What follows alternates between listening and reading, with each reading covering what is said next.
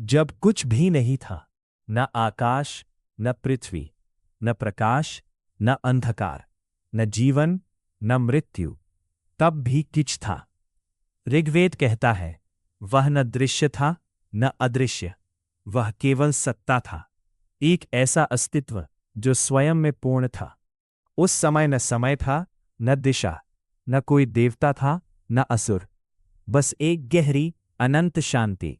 और उसी शांति से जन्म हुआ नाद का, ध्वनि का, ओंकार का।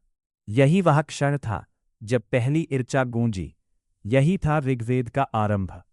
ऋग्वेद कहता है, उस एक ने इच्छा की, मैं अनेक बनूं, और तभी सृष्टि की यात्रा शुरू हुई। अग्नि प्रकट हुए। वे केवल आग नहीं थे, वे चेतना थे, ऊर्जा थे, देवताओं और मनुष्यों के बीच सेतु थे। जब पहला यज्ञ हुआ तो अग्नि ने ही आहुति को देवताओं तक पहुंचाया। इसलिए ऋग्वेद का पहला मंत्र अग्नि को समर्पित है। हे अग्नि, तुम हमारे घर में जन्म लेते हो और स्वर्ग में देवताओं से संवाद करते हो। अग्नि के बाद वायु आए, जो प्राण बनकर हर जीव में बसे। फिर सूर्य प्रकट हुए, ज्ञान और प्रकाश के स्रोत। सूर्य केवल उजाला नहीं थे, वे सत्य के साक्षी थे। उनकी किरणें सब कुछ देखती थीं, किसी से भेदभाव नहीं। लेकिन सृष्टि अभी संतुलित नहीं थी। धरती प्यासी थी, नदियां बंधी हुई थीं, आकाश मौन था। तभी प्रकट हुआ एक भयानक असुर, वृत्र। वृत्र ने नदियों को कैद कर लिया, जल को बांध दिया। धरती सूखने लगी, जीवन कराहने लगा। देवता भयभीत हो गए। उन्होंने एक स्वर में पुकारा, इंद्र इंद्र, देवताओं के राजा, वज्रधारी, पराक्रमी। इंद्र ने सोमपान किया। ऋग्वेद के मंत्रों की शक्ति उनके भीतर जाग उठी। आकाश गरजा, बादल कांप उठे। वृत्र और इंद्र का युद्ध सिर्फ युद्ध नहीं था, वह संघर्ष था, अवरोध और प्रवाह के बीच।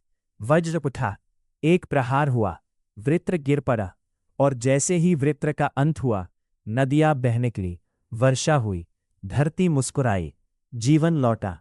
ऋग्वेद कहता है, जहां प्रवाह है वही जीवन है।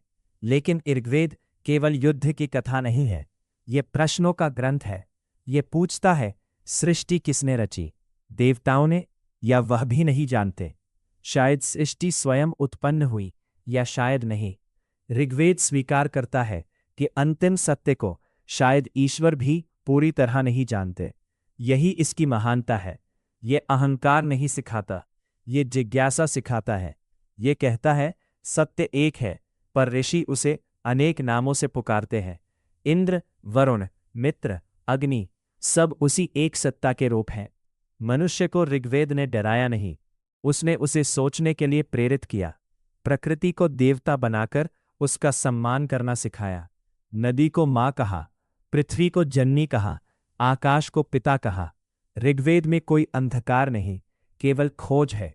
ये कहता है, जब तुम अग्नि जलाते हो तो केवल आग नहीं जलती, तुम अपने भीतर का अज्ञान भी जलाते हो। जब तुम सूर्य को नमन करते हो तो प्रकाश के साथ ज्ञान को भी स्वीकार करते हो। और जब तुम प्रश्न पूछते हो तो तुम ऋग्वेद के सबसे निकट होते हो। ऋग्वेद कोई पुरानी पुस्तक नहीं, ये मानव चेतना की पहली आवाज है।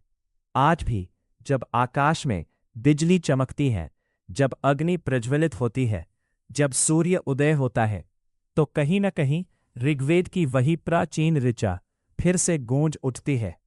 अगर आप चाहे, अगला स्टेप मैं ये भी कर सकता हूं।